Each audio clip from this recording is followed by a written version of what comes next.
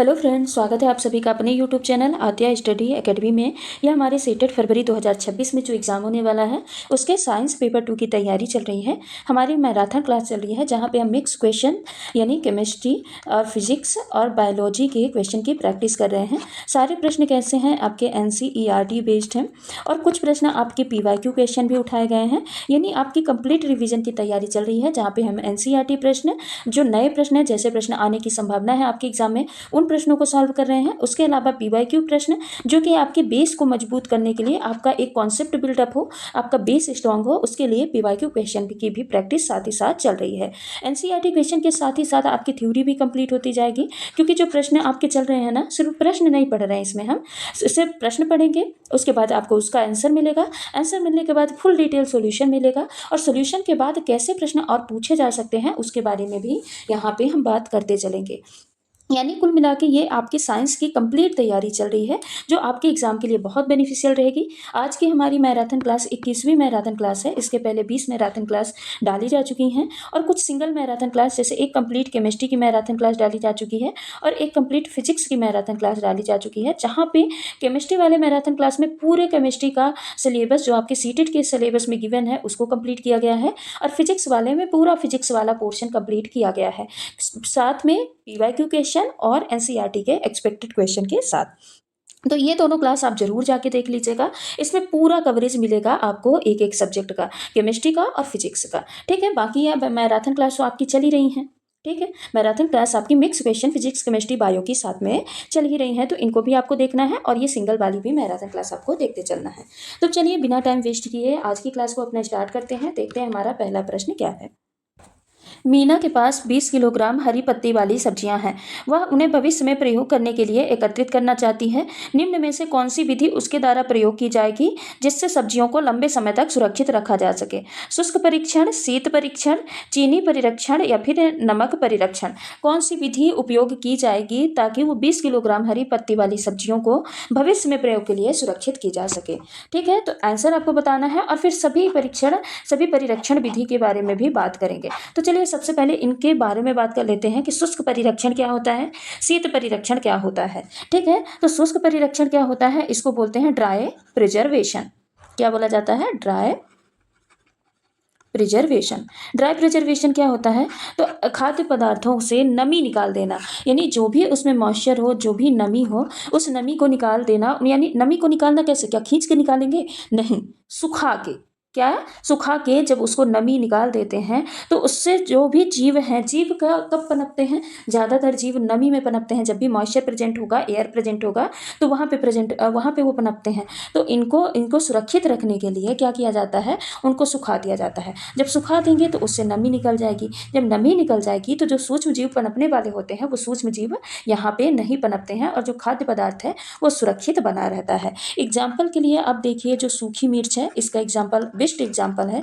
देखिए, सूखी मिर्च को पका के, फिर पकी हुई मिर्च को सुखा के उसको कितना लंबे टाइम तक के लिए प्रिजर्व कर सकते हैं। उसके अलावा किशमिश, ये भी आपके डेली, ये रोजमर्रा की मतलब डेली लाइफ में यूज होने वाली चीजें हैं। ठीक है, तो ये आपके बेस्ट एग्जाम्पल होंगे आपको याद रखने के लिए।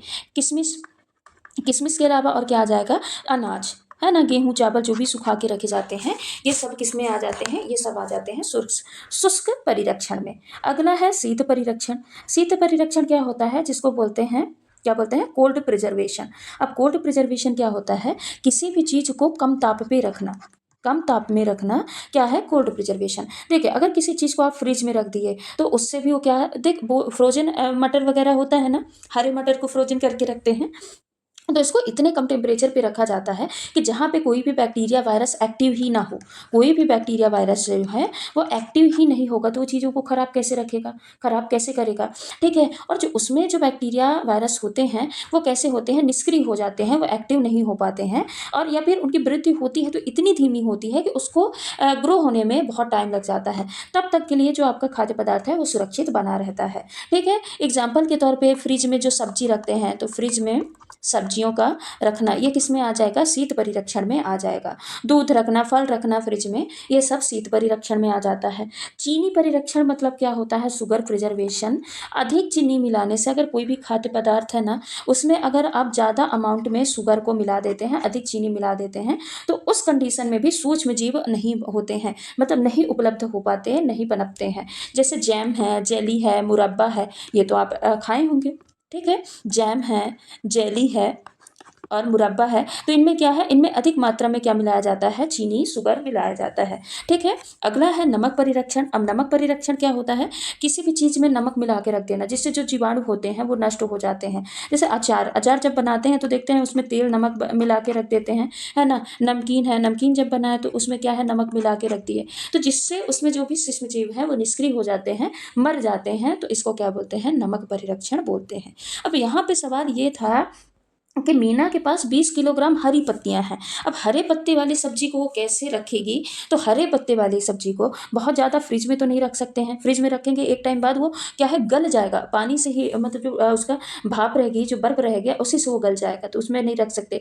चीनी मिला के नहीं रख सकते, नमक मिला के नहीं रख सकते, क्योंकि ये गला देंगे सब्जी को। तो यहाँ पे करेक्ट आंसर क्या हो जाएगा, यहाँ पे करेक्ट आंसर आ जाएगा शुष्क परिरक्षण, यानी हरे पत्ते वाली सब्जियों को क्या कर देंगे, ड्राई कर देंगे, ड्राई करके उसको प्रिजर्व करके भविष्य के लिए रख लेंगे, ठीक। तो इस प्रश्न का आंसर क्या हो जाएगा, ऑप्शन नंबर फर्स्ट इस प्रश्न का करेक्ट आंसर हो जाएगा। अगला प्रश्न है, स्कूल के बाद रीना रोज सड़क के पास वाली दुकानों से गोलगप्पे खाती है। एक सप्ताह बाद उसको तेज बुखार हो जाता है। उपरोक्त घटना का सही कारण हो सकता है अनहाइजीन फूड, मक्खियों एवं धूल युक्त खुला खाना, बिना धुले हुए खाद्य पदार्थ, कमजोर प्रतिरक्षा तंत्र। यहाँ पे आपको कूट भी दिए हैं, कूट में क्या दिया है, ए और बी, ए और डी, ए बी और सी, या फिर ये सभी। तो क्या कारण हो सकता है, जो एक लड़की है, रीना है, वो रोज सड़क के पास से गोलगप्पे खाती है स्कूल से आने के बाद, उसके वजह से उसको तेज बुखार हो जाता है एक सप्ताह के बाद, तो उसका रीजन क्या हो सकता है। तो पहला क्या दिया है कारण, अनहाइजीन फूड, बिल्कुल हो सकता है, गंदे तरीके से बनाया गया खाना अनहाइजीन फूड होता है, और अनहाइजीन फूड होने से, खाने से तबीयत खराब बिल्कुल हो सकती है, तो ये करेक्ट हो जाएगा। मक्खियाँ एवं धूल युक्त खुला खाना, ये भी सही है। अगर मक्खियों और जिसमें मक्खियां भिनभिनाती रहें, धूल वाला खाना खाओगे तो उससे भी बीमार हो सकते हैं। बिना धुले हुए खाद्य पदार्थों को खाने से भी बीमार हो सकते हैं। और अगर प्रतिरक्षा प्रणाली कमजोर हो, यानी इम्यूनिटी सिस्टम अगर उसका कम है और रोगों से नहीं लड़ सकता उसका शरीर, तब भी उसको बुखार आ सकता है, वो बीमार पड़ सकता है कोई भी इंसान।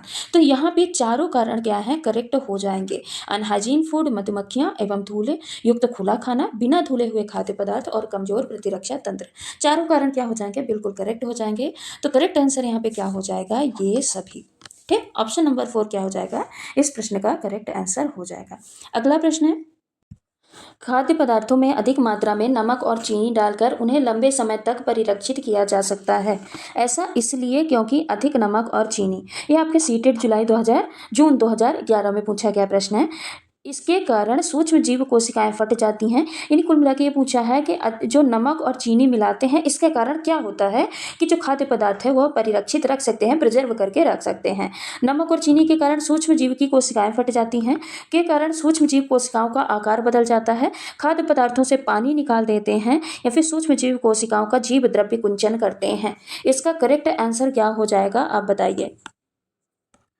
तो इस प्रश्न का आंसर क्या हो जाएगा, सूक्ष्म जीव कोशिकाओं का जीव द्रव्य कुंचन करते हैं। देखिए, एक ऑस्मोसिस की क्रिया भी होती है। जब भी किसी खाद्य पदार्थ में हम नमक डालते हैं या चीनी डालते हैं, तो एक क्रिया होती है जिसको बोला जाता है ऑस्मोसिस। ऑस्मोसिस यानी क्या होता है, परासरण, जिसमें क्या है, जो सूक्ष्म जीवों की कोशिकाएं हैं ना, तो कोशिकाएं से पानी क्या होता है, बाहर निकल जाता है, और जो सूक्ष्म जीव होते हैं वो क्या होते हैं, मर जाते हैं। इसलिए भी जो भोजन होता है लंबे टाइम तक के लिए प्रिजर्व रखा जा सकता है। लेकिन यहाँ पे करेक्ट आंसर क्या हो जाएगा, यहाँ पे करेक्ट आंसर हो जाएगा सूक्ष्मजीवी कोशिकाओं का जीव द्रव्य कुंचन करते हैं।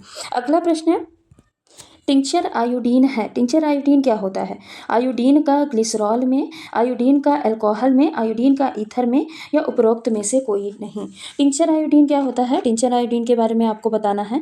तो ये क्या होता है, ये आयोडीन का अल्कोहल में घोल होता है। इसको मुख्य रूप से कीटाणुनाशक यानी एंटीसेप्टिक के रूप में इसका क्या किया जाता है, उपयोग किया जाता है। किस रूप में उपयोग किया जाता है, एंटीसेप्टिक के रूप में इसका उपयोग, यानी कीटाणुनाशक के रूप में इसका उपयोग किया जाता है। जैसे जैसे कहीं चोट लग जाए, कट जाए, घाव साफ़ करने के लिए, ठीक है, घाव साफ़ करना है या फिर कोई चोट लग जाए या कहीं पे कट लग जाए, तो उस टाइम पे इसको टिंचर आयोडीन का उपयोग किया जाता है। साथ ही इसका उपयोग एक चीज़ में और किया जाता है, कीटाणुओं को नष्ट करने के लिए।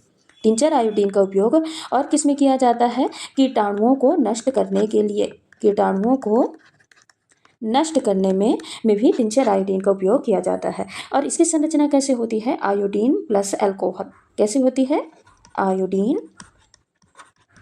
प्लस अल्कोहल का ये क्या होता है? मिक्सचर होता है, घोल होता है। ठीक है, तो यहाँ पे करेक्ट आंसर क्या हो जाएगा? करेक्ट आंसर हो जाएगा ऑप्शन नंबर सेकंड। अगला प्रश्न है, प्लास्टिक के संदर्भ में सही कथन का चुनाव कीजिए। सीटेट जनवरी 2022 में ही अभी का पूछा गया यह प्रश्न है कि प्लास्टिक के संदर्भ में निम्न में से सही कथन का चुनाव कीजिए।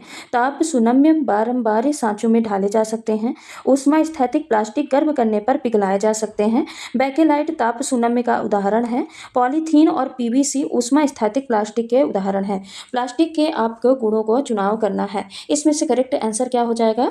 तो सबसे पहले आप पढ़िए प्लास्टिक के गुण कौन कौन से होते हैं। ठीक है, यहाँ पे हम पढ़ रहे हैं प्लास्टिक के गुण के बारे में। पहला क्या होता है? प्लास्टिक कैसे होते हैं? हल्के होते हैं। कैसे होते हैं? हल्के होते हैं, यानी वजन में कम होते हैं, उनको कहीं भी ले आना ले जाना आसान होता है। दूसरा क्या है? ये मजबूत होते हैं। मजबूत के अलावा कैसे होते हैं? ये टिकाऊ होते हैं। तो ये मजबूत और टिकाऊ होते हैं। तीसरा, ये जल रोधक होते हैं। जल रोधक यानी ये पानी से खराब नहीं होते हैं। ठीक है, कैसे होते हैं? जल रोधक होते हैं, ये पानी से खराब नहीं होते हैं और इनमें जंग नहीं लगता। चौथी क्वालिटी क्या है? कि इनमें जंग नहीं लगता है। ठीक है, और साथ ही कैसे होते हैं? अच्छे कुचालक होते हैं। ये क्या होते हैं? अच्छे कुचालक होते हैं, यानी विद्युत और ऊष्मा को ये अपने आप में से पास नहीं होने देते हैं, कुचालक होते हैं। और इनको आकार देना आसान होता है।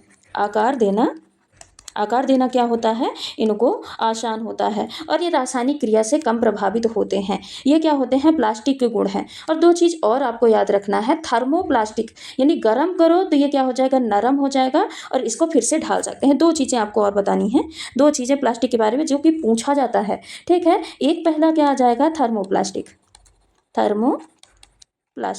थर्मोप्लास्टिक क्या होता है? इसको क्या करेंगे? गरम करेंगे। जब इसको गरम कर देंगे तो ये कैसा हो जाएगा? नरम हो जाएगा और इसको फिर से क्या कर सकते हैं? ढाल सकते हैं, किसी भी आकार में ढाल सकते हैं। दूसरा आ जाता है थर्मोसेटिंग प्लास्टिक। थर्मोसेटिंग प्लास्टिक से क्या समझते हैं यहाँ पे?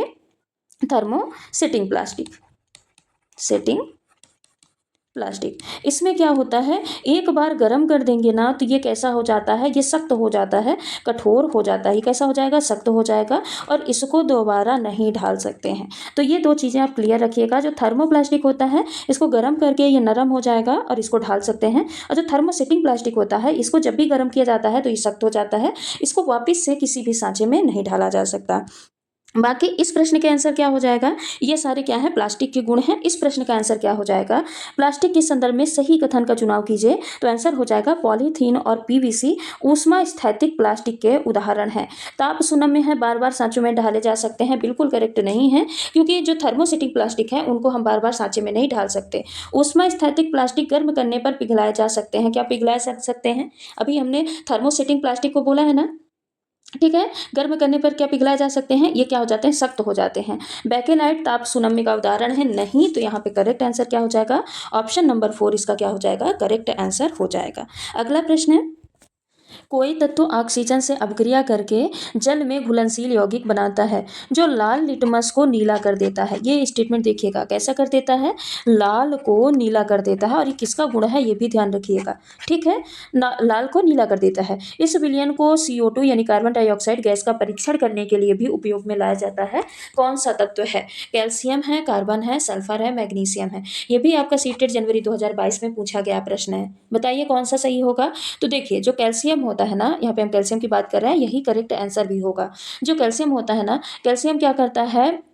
ऑक्सीजन से अक्रिया करता है, जब कैल्शियम ऑक्सीजन से अक्रिया करेगा तो ये क्या बनाएगा, CaO यानी कैल्शियम ऑक्साइड का निर्माण करता है। फिर जो कैल्शियम ऑक्साइड है ये वाटर से रिएक्ट करेगा। अभी हम यहाँ पे बैलेंसी पे ध्यान नहीं दे रहे हैं, आपको मेन फैक्ट यहाँ पे समझना है। जो कैल्शियम ऑक्साइड है ये क्या करेगा, वाटर से रिएक्ट करेगा और क्या बनाएगा, कैल्शियम हाइड्रोक्साइड का निर्माण करेगा, यानी CaOH का होल ट्वाइस का निर्माण करेगा। और ये जो विलयन होता है ना, ये विलयन कैसा होता है, क्षारीय होता है। ये विलयन कैसा होता है, क्षारीय होता है। तो ये क्षारीय विलयन क्या करेगा, ये क्षारीय विलयन लाल लिटमस को नीला करने का काम करता है और यही विलयन लाइम वाटर कहलाता है। ये जो विलयन बनता है यही क्या कहलाता है, लाइम वाटर कहलाता है। क्या कहलाता है, लाइम वाटर कहलाता है। और ये जो लाइम वाटर होता है ना, इसी का उपयोग कार्बन डाइऑक्साइड यानी CO2 के परीक्षण के लिए किया जाता है, जिसमें क्या होता है, जो CO2 हो जाता है, कार्बन डाइऑक्साइड है, ये कैसे रंग का हो जाता है, ये दूधिया रंग का हो जाता है। किस रंग का हो जाता है, दूधिया रंग का हो जाता है। तो यहाँ पे करेक्ट आंसर क्या हो जाएगा, करेक्ट आंसर हो जाएगा ऑप्शन नंबर फर्स्ट, कैल्शियम। अगला प्रश्न है, आहार नल यानी पाचन नली जो होती है में निकला गया भोजन नीचे की ओर गति करता है क्योंकि, ये आपका 2013 में पूछा गया प्रश्न है। ग्रास नली ग्रसिका की भित्ति की पेशियां संकुचन करती हैं, भोजन के साथ लिया गया तरल पदार्थ प्रवाहित होता है, गुरुत्वीय बल लगता है, या हष्टपुष्ट जीव भोजन को नीचे जाने के लिए बल प्रदान करती है। इसका सबसे पहले आप ऑप्शन एलिमिनेट करिए। कुछ ऑप्शन ऐसे हैं जो कि बिल्कुल इनकरेक्ट हैं, आप उसको आसानी से एलिमिनेट कर सकते हैं। देखिए, सबसे पहले आप गुरुत्वीय बल को काटिए। क्या गुरुत्वीय बल के कारण भोजन नीचे जाता है? ऐसा तो फिर उल्टा लटका दीजिए तो भोजन फिर से वापस से नीचे आ जाए। ठीक है, तो गुरुत्वीय बल तो यहाँ पे नहीं लगता। हष्टपुष्ट जीव भोजन को नीचे जाने के लिए बल प्रदान करती है, यहाँ पे जीभ का भी कोई रोल नहीं है। कोई भी व्यक्ति है जो जीभ से भोजन आहार नाल में आमाशय तक पहुंचाता हो, स्टमक तक पहुंचाता हो, बिल्कुल नहीं। भोजन के साथ लिया गया तरल पदार्थ प्रवाहित होता है, यानी जो पानी के साथ हम पानी के साथ जो उसमें लार मिलता है, यानी कुल मिला के जो भोजन गीला होता है उसके कारण वो बह के चला जाता है। ये ठीक है, ये ओसोफेगस होती है आहार नाल। तो क्या इसमें ऐसे पानी के साथ हम मिक्स करके खाए इसलिए ऐसे ऐसे बह के चला जाता है? या फिर जो ग्रास नली ग्रसिका होती है, इनकी भित्तियां पेशियां क्या करती हैं, संकुचन करती हैं, इसकी वजह से भोजन अंदर जाता है, स्टमक तक जाता है। तो बताइए इसका बेस्ट आंसर क्या होगा। ये दो ऑप्शन तो पहले से ही काट दिए। देखिए क्या होता है, जो आहार नाल है, जो आहार नाल में एक गति होती है जिसको बोलते हैं पेरिस्टाल्टिक गति। क्या बोलते हैं, पेरिस्टाल्टिक गति। पेरिस्टाल्टिक क्या है, गति।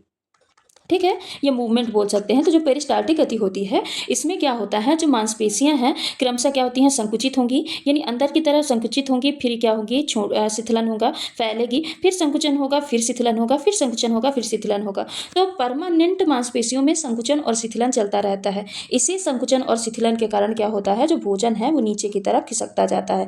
भोजन यहाँ पे आया, मांसपेशियां सिकुड़ी, फिर फैली तो भोजन यहाँ पे आ गया, फिर मांसपेशियां सिकुड़ी, फिर फैली तो भोजन यहाँ पे आ गया, फिर सिकुड़ी, फिर फैली तो भोजन क्या होता है, नीचे की तरफ गति करता रहता है। तो जो ग्रास नली या ग्रसिका होती हैं, इनकी भित्तियों में जो पेशियों में संकुचन होता है, शिथिलन होता है, इसकी वजह से भोजन स्टमक तक जाता है, ना कि गुरुत्वाकर्षण के कारण या तरल के कारण, इनके कारण नहीं होता। अगर मान लीजिए गुरुत्वाकर्षण के कारण भोजन नीचे तरफ जा रहा होता तब तो हम उल्टा लटका देते तो भोजन वापिस से आहार नली के थ्रू बाहर आ जाता, मुंह में फिर से चबाना पड़ता। ठीक है, तो ऐसा नहीं है, गुरुत्वाकर्षण के कारण कुछ नहीं होता। ये ग्रास नली में जो भी पेशियों में संकुचन शिथिलन होता है, इसकी वजह से भोजन स्टमक की तरफ गति करता है। अगला प्रश्न है, किसी अस्थि को गति प्रदान करने के लिए कितनी पेशियां मिलकर संयुक्त रूप से कार्य करती हैं?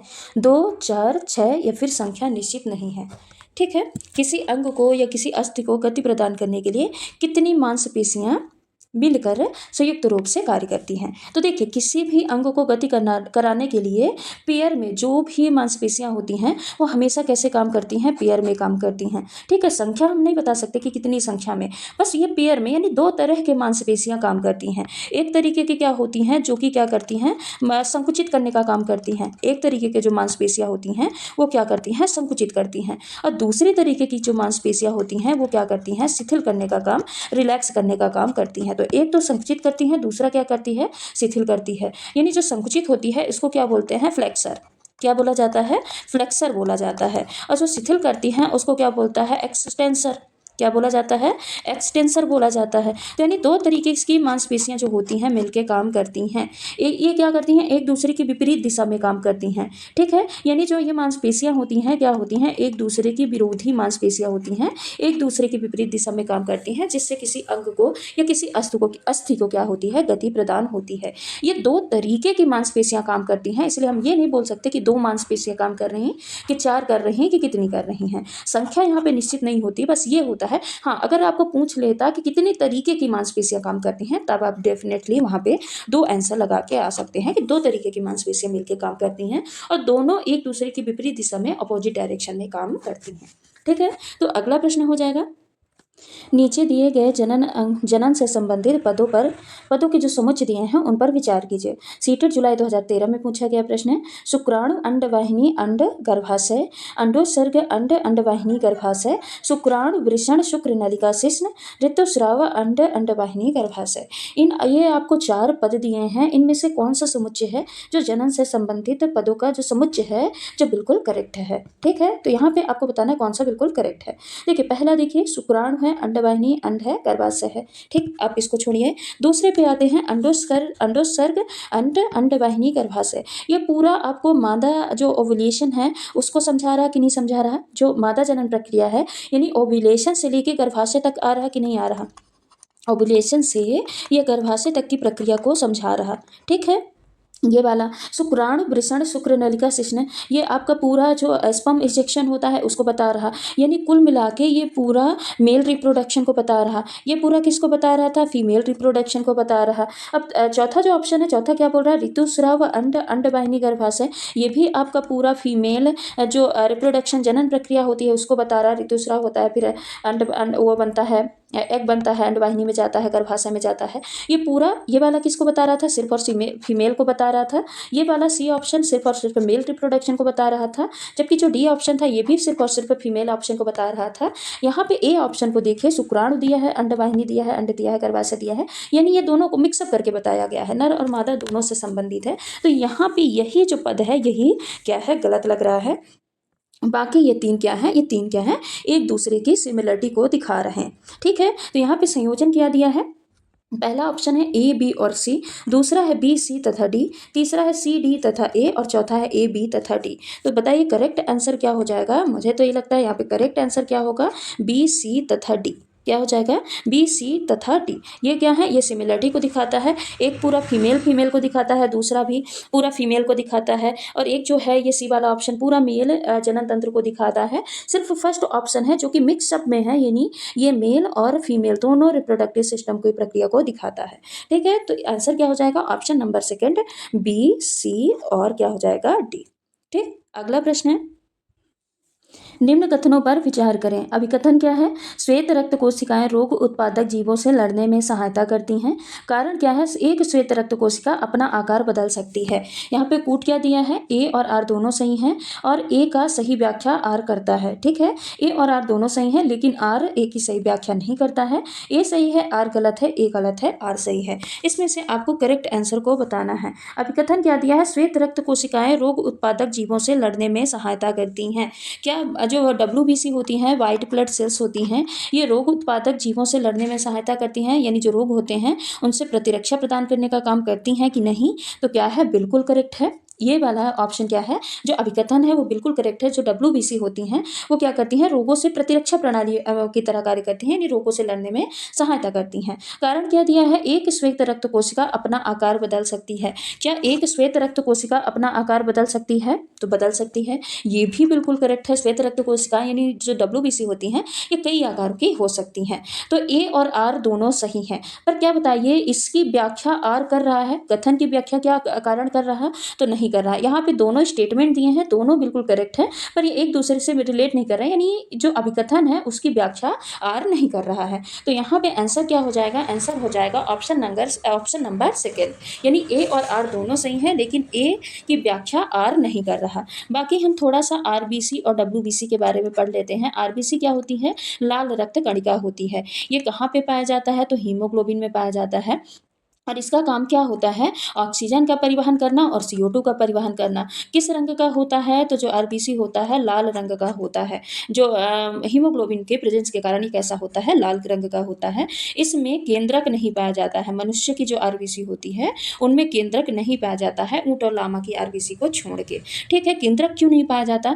देखिए, पहले जो आरबीसी होती है उसमें बाकी सेल ऑर्गेनेल्स पाए जाते हैं, केंद्रक पाया जाता है। लेकिन जब आरबीसी क्या हो जाती है, मैच्योर हो जाती है ना, तो उसका केंद्र क्या होता है, अपने आप जो उसके सेल ऑर्गेनेल्स हैं वो डिस्ट्रॉय हो जाते हैं और एक आरबीसी को बिल्कुल खाली कर देते हैं। खाली क्यों कर देते हैं? ताकि इसका काम इसका जन्म जिस कार्य के लिए हुआ है, यानी ऑक्सीजन का परिवहन करना, ये ज़्यादा से ज़्यादा ऑक्सीजन को कैरी कर सके और क्या करे, उसका परिवहन कर सके। एक तो ये रीज़न हो गया। दूसरा रीज़न क्या था कि देखिए, अगर इसके अंदर माइटोकॉन्ड्रिया, राइबोसोम वगैरह अच्छे सेल ऑर्गेनल होते ना, तो जहाँ यह ऑक्सीजन लेता तो ये अपने आप में ही उपयोग कर लेता। तो फिर ये ज़्यादा परिवहन कहाँ करता? ये अपनी ही कोशिका को अच्छे से सुचारू रूप से चलाने के लिए ये खुद ही उपयोग कर लेता। तो इसीलिए आरबीसी क्या होती है, आरबीसी में केंद्रक नहीं पाया जाता, सेल ऑर्गेनेल्स नहीं पाए जाते हैं। इसकी जीवन काल कितना होता है? लगभग 120 दिन का होता है।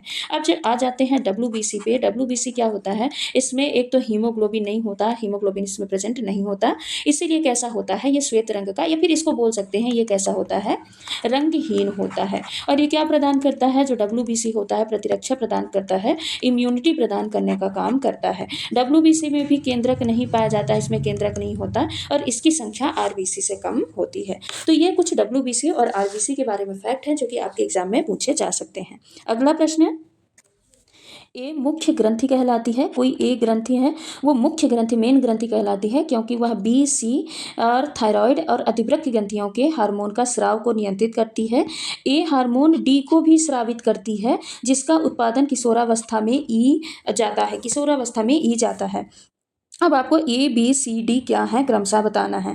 पीयूष ग्रंथि, अग्नाशय ग्रंथि, अधचेतक ग्रंथि, थायरॉक्सिन बढ़, असचेतक पीयूष ग्रंथि, अग्नाशय वृद्धि घट, असचेतक अंडाशय वृषण वृद्धि घट, या फिर पीयूष ग्रंथि, अंडाशय वृषण वृद्धि तथा बढ़। ठीक, बताइए क्या होता? सबसे पहले आप क्या लिखिए, यहाँ पे ए बी सी डी और ई को लिखिए, फिर एक एक करके करिए। ए मुख्य ग्रंथि कहलाती है, तो बताइए अपने बॉडी में जो मेन ग्रंथि है, मुख्य ग्रंथि है, मास्टर ग्रंथि है, कौन सी कहलाती है? तो कौन सी कहलाती है? कहलाती है पीयूष ग्रंथि। कौन सी ग्रंथि कहलाती है? पीयूष ग्रंथि। तो सबसे पहले ये दो जो ऑप्शन है आप इसको काटिए। ठीक, अब दूसरा बी पे आ जाते हैं, क्योंकि यह बी सी थायराइड और अधिवृक्क ग्रंथियों से हार्मोन के स्राव को नियंत्रित करती है। अब जो पीयूष ग्रंथि होती है, ये थायराइड और अधिवृक्क यानी जो एड्रिनल ग्लैंड होता है उसको कंट्रोल करती है। उसके अलावा किसको कंट्रोल करती है? क्या ये अग्नाशय को कंट्रोल करती है? बिल्कुल नहीं। ये क्या करती है? थायराइड है, अधिवृक्क है, ओवरी है, ठीक है, जो जनन ग्रंथियां होती हैं, वृषण हैं, इनको कंट्रोल करने का काम करती है। तो यहाँ पे क्या आ जाएगा? ओवरी वृषण या फिर वृषण ओवरी, कुछ भी आ सकता है। तो यहाँ पे आंसर क्या हो जाएगा? ये क्या हो जाएगा? ऑप्शन नंबर 4 यहाँ पे करेक्ट आंसर हो जाएगा। फिर भी डी और ई को देख लेते हैं। जो ए है ना, ये हार्मोन डी को भी स्रावित करती है, यानी जो पीयूष ग्रंथि है ये कौन से हार्मोन को स्रावित करती है?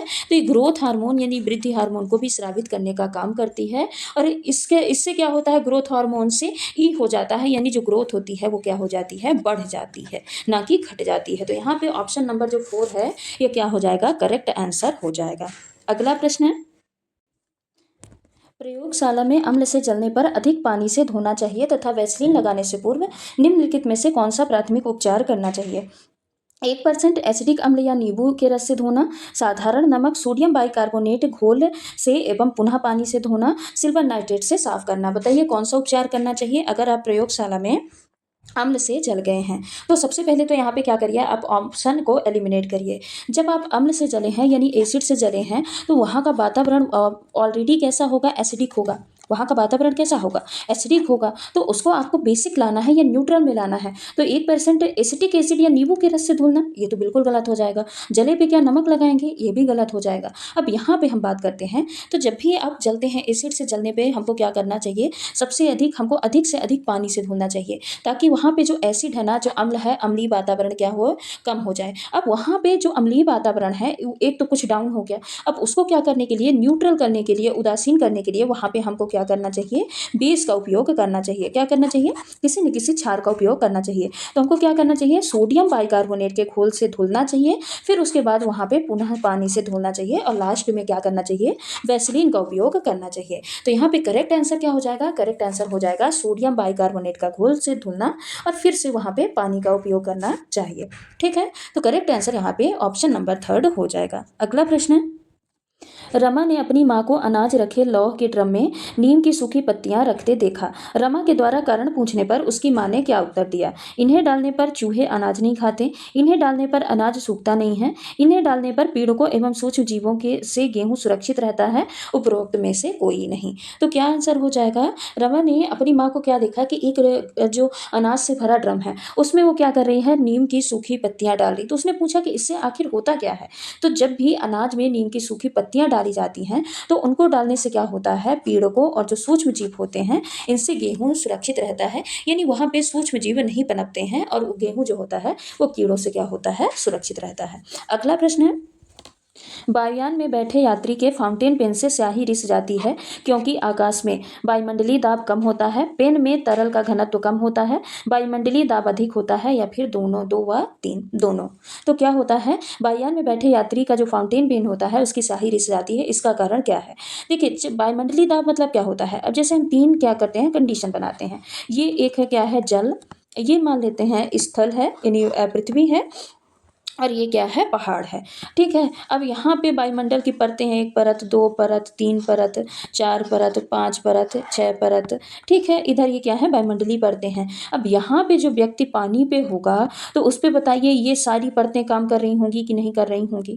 ठीक है, यहाँ पे मान लेते हैं परतें हैं, तो ये सारी परतें काम कर रही होंगी कि नहीं कर रही होंगी। तो यहाँ पे जो ए नंबर पे व्यक्ति है, यहाँ पे जो एटमॉस्फेरिक प्रेशर है, वायुमंडलीय दाब यहाँ पे सबसे ज़्यादा लग रहा, क्या लग रहा, सबसे ज़्यादा लग रहा। उसके बाद स्थल में जो व्यक्ति है, यहाँ पे बताइए ये 2 लेयर कट गई, यानी ये लेयर बस काम कर रही हैं कि नहीं। तो जो बी नंबर का व्यक्ति है उसमें ए के कंपैरिजन में कम वायुमंडलीय दाब लग रहा, लेकिन जो पहाड़ पे व्यक्ति है, ऊंचाई पे व्यक्ति है, उस पर ये परतें भी नहीं काम कर रही। कौन सी परत काम कर रही, ये दोनों परत बस काम कर रही हैं। तो यहाँ पे जो सी नंबर पे व्यक्ति है उस पर वायुमंडलीय दाब और कम काम कर रहा है, यानी जो सी नंबर पे व्यक्ति है इस पे वायुमंडलीय दाब और भी कम काम कर रहा। तो जब हम ऊंचाई पे जाते हैं ना तो वहाँ पे वायुमंडलीय दाब क्या हो जाता है, कम हो जाता है। क्या कुल मिला के ये बताने का मतलब ये है कि जब भी हम ऊंचाई पे जाते हैं तो वायुमंडलीय दाब कम हो जाता है, और जो फाउंटेन पेन है ना, फाउंटेन पेन के अंदर का दाब क्या हो गया, ज़्यादा। पेन का दाब क्या हो गया, दाब हो गया ज़्यादा, और जो वायुमंडलीय दाब था वो क्या हो गया, कम, जिसके वजह से जो स्याही है वो अधिक दाब से कम दाब की ओर आने लगती है, यानी पेन से किधर जाने लगती है, एटमॉस्फेयर में आने लगती है, जिसकी वजह से स्याही क्या हो जाती है, रिस जाती है। तो आंसर क्या हो जाता है, क्योंकि आकाश में वायुमंडलीय दाब क्या होता है, कम होता है। तो ऑप्शन नंबर फर्स्ट क्या हो जाएगा, इसका करेक्ट आंसर हो जाएगा। ठीक है, तो ये रहे कुछ आज के हमारे महत्वपूर्ण प्रश्न, जिसका कि हमने डिटेल सोल्यूशन के साथ, एक्सप्लेनेशन के साथ क्वेश्चन को हमने सॉल्व किया। हर एक प्रश्न आपके एग्जाम ओरिएंटेड है, आपके कुछ तो प्रश्न आपके एग्जाम में पूछे गए हैं और कुछ आपके एग्जाम में पूछे जाने की पूरी संभावना है। तो ये महत्वपूर्ण प्रश्नों की सीरीज चल रही है मैराथन क्लास, आप इन क्लासेस को जरूर देखिएगा। बाकी चैनल पे नए हैं तो सब्सक्राइब कर लीजिएगा, वीडियो को लाइक कर दीजिएगा और नए वीडियो का नोटिफिकेशन पाने के लिए बेल आइकन को जरूर प्रेस करिएगा। धन्यवाद।